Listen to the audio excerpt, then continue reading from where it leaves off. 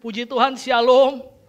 Ya Bapak Ibu, bahwa Natal yang kita rayakan hari ini itu sebetulnya karena cinta kasih Tuhan. Katakan amin. Saudara percaya kalau Natal itu bukan lahir karena kemauan kita sebagai manusia yang merasa bahwa saya perlu Tuhan. Saudara percayalah bahwa sesungguhnya orang berdosa itu bahkan tidak bisa berkata dalam hatinya bahwa saya perlu Tuhan. Saudara nggak pernah bisa cari Tuhan karena kita dan Tuhan itu terpisah. Tapi saudara harus yakin bahwa Tuhan sesungguhnya punya rencana yang indah buat setiap kita. Katakan amin. Coba lihat kanan kirinya bilang Tuhan punya rancangan yang indah buat kamu. Nah masalahnya saudara kita seringkali gak ketemu dengan rancangan Tuhan itu. Natal 2024 apakah sama dengan Natal 2023? Natal 2024 apakah sama dengan Natal yang tahun-tahun sebelumnya? Siapa di sini yang lahir udah Kristen saudara? Saya lahir Kristen, usia saya 40 tahun. Berarti sudah 40 kali saya ikut Natal. Tapi kalau saya ikut Natal yang saya harapkan cuma hadiah saudara. Padahal sesungguhnya kan ulang tahunnya siapa? Ulang tahunnya Yesus kan? Kenapa kita yang minta hadiah?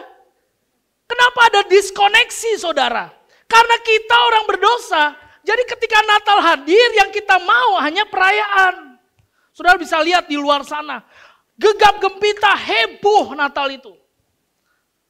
Tapi esensi Natalnya hilang saudara.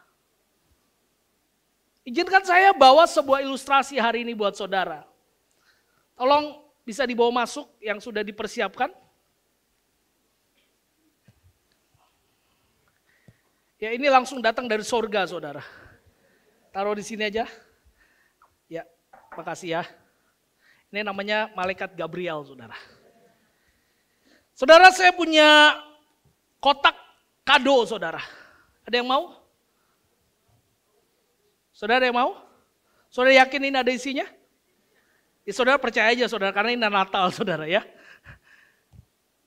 Ini sebenarnya rancangan Tuhan. Ini rancangan Tuhan buat setiap kita saudara. Tolong disiapkan screen-nya. Ini rancangan Tuhan buat kita. Sebenarnya Tuhan tuh mau kasih kita ini saudara. Kalau saya bawa kado ini saudara, saya pegang kado ini atau ya saya taruh sini aja saudara ya. Kalau saya taruh di sini saudara bisa lihat gak kado ini? Coba yang paling belakang bisa lihat kado ini? Kira-kira dengan suasana seperti ini, saudara bisa ambil gak kado ini? Bisa lari gak dari belakang terus ambil kado ini? Gampang ya? Sebenarnya rancangan Tuhan itu gampang saudara untuk kita temui. Sederhana untuk kita hampiri. Tapi faktanya kok susah. Kok saya gak dapat hadiah itu? Kok saya gak ketemu dengan rancangan itu? Apa masalahnya saudara? Coba bisa masuk ke slide saya. Masalahnya di sini saudara.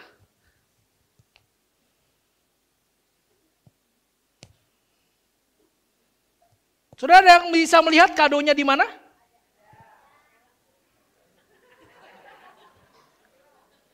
Ada yang, tolong lilinnya jangan dinyalain dulu. Karena lilin itu untuk nanti. Ada yang bisa nebak kadonya di mana? Ada yang tahu kadonya di mana?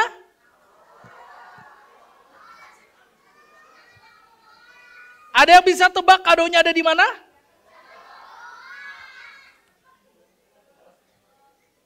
Sekarang saudara tutup mata saudara. Saya akan kasih kado ini kepada saudara yang berani ambil kado ini dengan mata tertutup ke depan. Ada yang berani? Ya, silakan.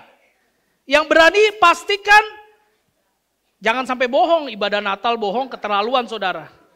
Pastikan saudara berdiri di tempat saudara dan tutup mata, lalu silakan berjalan ke kado di mana kado itu saya taruh. Silakan yang berani saudara. Yuk, yang bisa tadi banyak suara yang bilang bisa, sanggup. Ada? Yuk saudara, kita harus buktikan apa yang kita omongkan. Bisa saudara? Tapi kalau begini bagaimana saudara? Siapa yang berani berjalan ke sini? Semuanya bisa. Karena terang. Saudara, kenapa susah kita cari rencana Tuhan, kita cari rancangan Tuhan, kita nggak berani, kita pede aja bilang, bisa, aku nyampe kok, mati masuk surga kok, pret lah. Serius loh, jangan ketawa. Saudara pede mati masuk surga, tapi bener nggak? Loh, rancangan Tuhan aja kita nggak tahu di mana. Kalau begini kan susah, saudara. Saudara merangkak.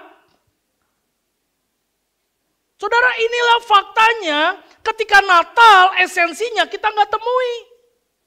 Maka semuanya gelap. 2025 gelap. Rancangan Tuhan kita nggak tahu. Udahlah Tuhan, saya lakukan aja kayak sera. Whatever will be, will be. Kita nabrak, saudara. Akhirnya terikat dengan dosa. Makanya perlu terang itu datang. Supaya saudara bisa lihat. Oh ya, jelas ya.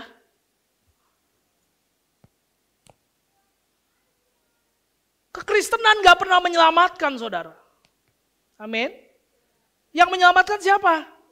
Sang terang itu. Kristen tanpa Yesus sama kayak gini.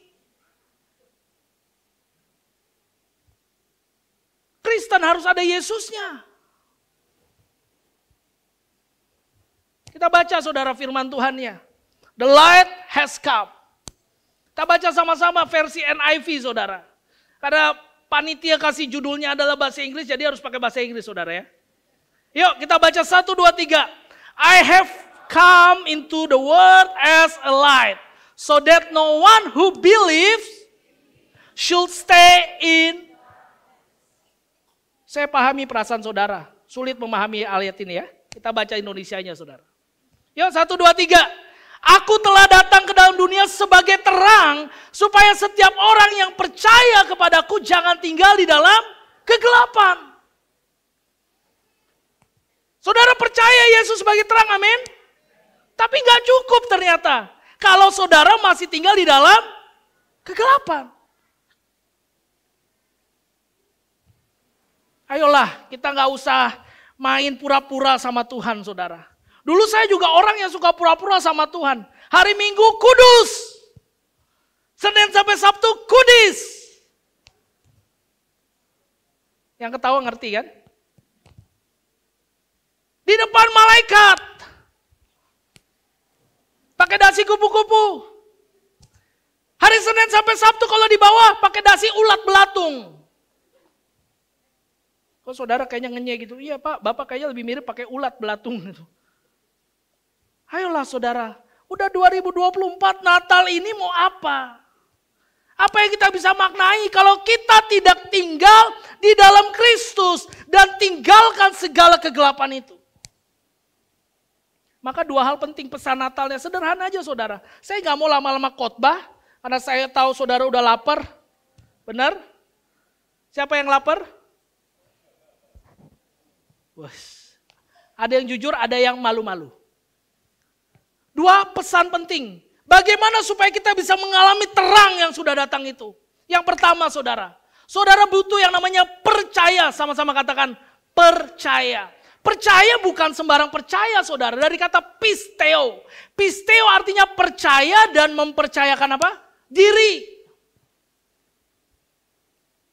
Saudara, berat saya dikurangi 20 adalah 80 kilo. Saudara percaya saya cukup kuat untuk angkat kursi ini? Oh iya percaya dong ya. Saudara cukup kuat untuk mengangkat, saudara percaya saya cukup kuat untuk mengangkat saudara yang duduk di kursi ini? Oh kayaknya enggak. Percaya atau enggak saudara? Oke, saya panggil. Siapa ya yang, jangan. Saya panggil untuk orang yang kira-kira saya kuat angkat nih. Kalau yang saya nggak kuat angkat percuma juga. Wah, jangan gitu juga dong kok Bapak Ibu. Mana Josnya mana? Sini Jos. Jos, sini Jos. Ya kan, sini Jos, ayo. Come. Nah. Keren banget. Tepuk tangan buat saya. Ya, silakan duduk sini. Kamu percaya nggak saya bisa angkat kamu? Hah? Dia udah nggak percaya, saudara. Kamu percaya nggak? Saudara mau lihat nggak saya angkat dia? Kira-kira yang percaya tepuk tangan. Yang nggak percaya tepuk tangan.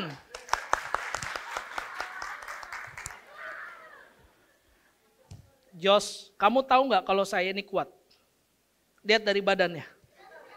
Kuat ya, percaya ya? Tahu kan? Tapi dia nggak percaya kalau saya bisa angkat kursinya. Itu namanya percaya tapi tidak bisa mempercayakan diri. Nyepelein. Hitung saudara. Pegangan. Hitung saudara.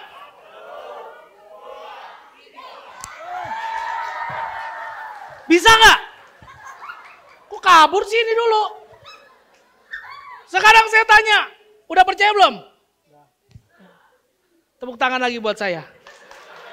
Kamu pilih satu orang yang paling besar di sini, suruh naik. Hah. Ayo, Herschel, maju.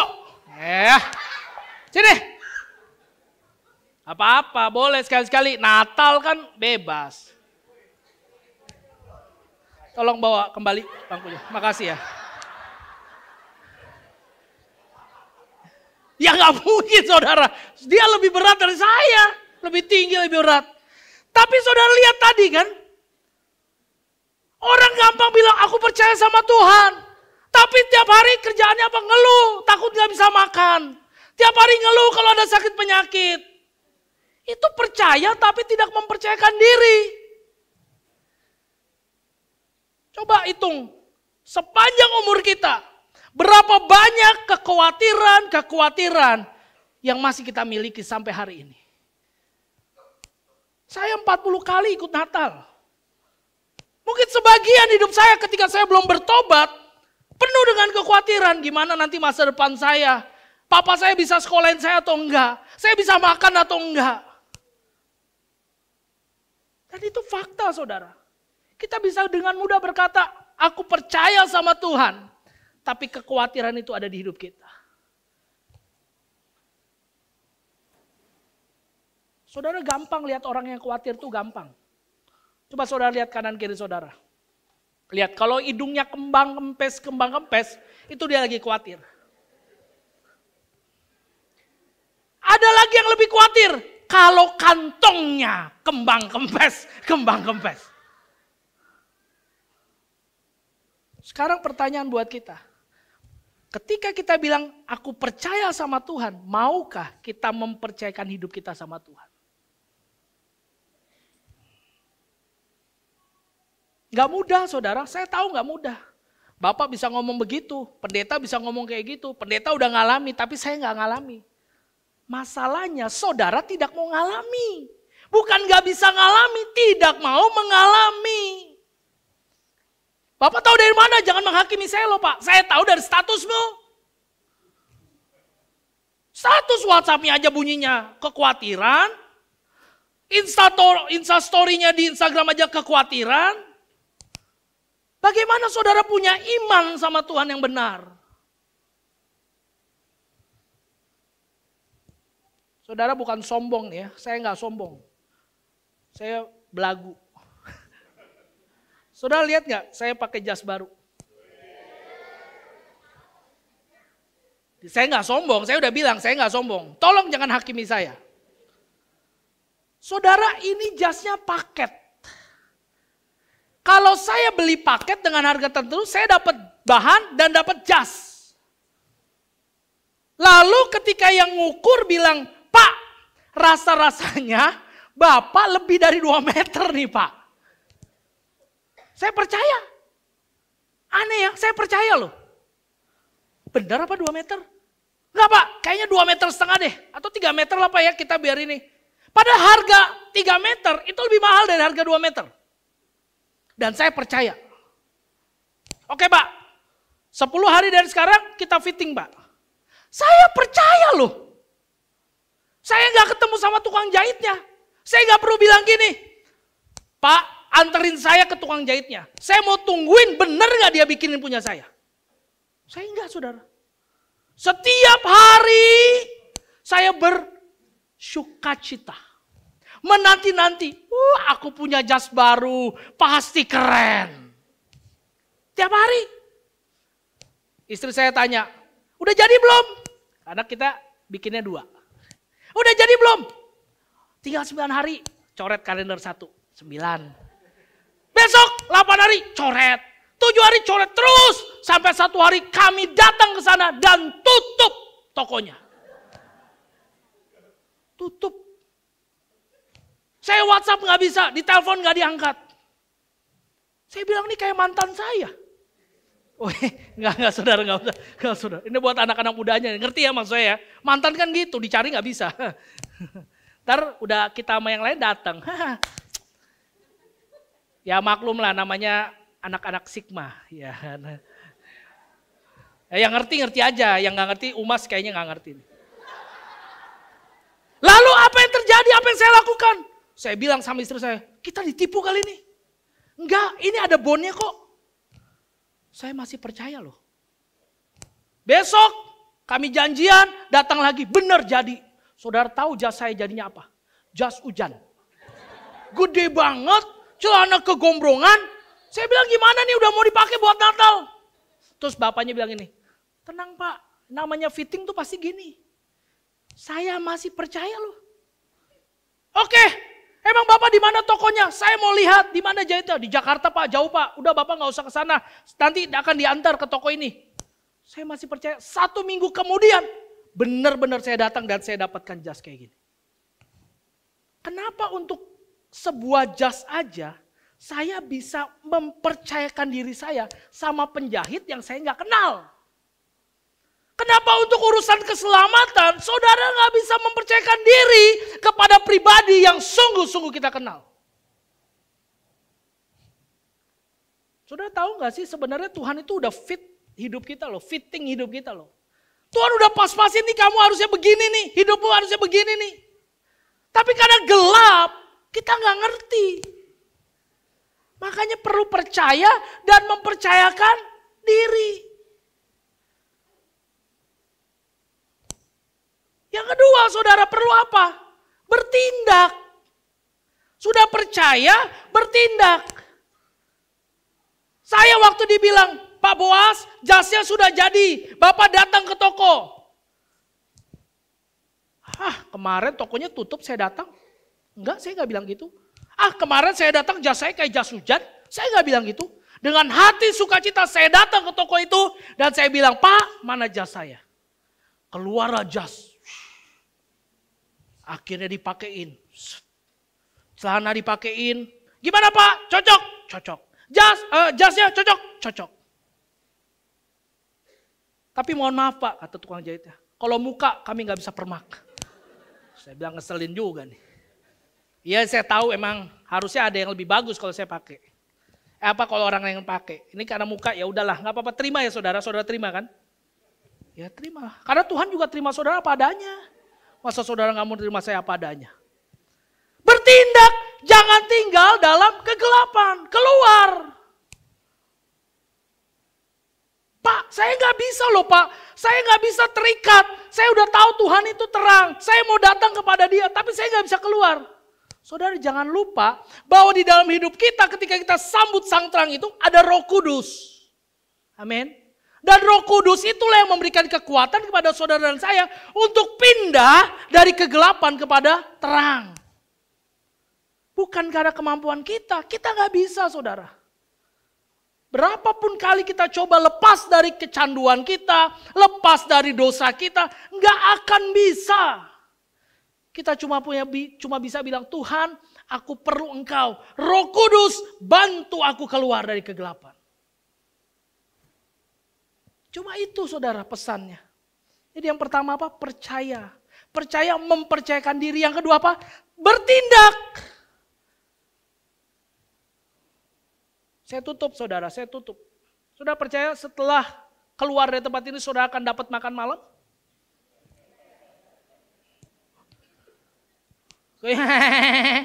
Paling juga fufu. Saudara percaya nggak ada makanan malam ini? Tapi kalau saudara, makanan ada saudara. Ini saya benar janji ada makanan di lantai 1. Tapi kalau saudara keluar dari jendela, tidak lewat lantai 1, dapat makanan nggak? Nggak dapat. Saudara langsung masuk koran tangsel karena ada orang meninggal, loncat dari lantai 5 setelah ikut ibadah Natal. Kenapa? Jalannya harus ikut Tuhan. Kalau makanan disediakan di lantai 1, turun. Jangan rebut-rebutan karena makanan sudah cukup buat semua. Keselamatan itu cukup buat semua. Kesembuhan itu cukup buat semua. Kelepasan itu cukup buat semua. Masalahnya, maukah saudara ikuti terang itu? Mau nggak saudara keluar dari kegelapan itu? Sebab kalau enggak, Natal tidak pernah berarti apa-apa. Saudara mau hari ini? Yuk, saya nggak tahu kegelapan apa yang sedang saudara alami. Pergumulan apa yang sedang saudara alami. Tapi mau nggak kita lari sama terang itu? Lari kepada keselamatan itu. Sebab dia buka tangan dan dia bilang, ayo datang kepadaku. Maukah Anda datang kepadanya? Kita tunduk kepala. Kita responi firman Tuhan hari ini.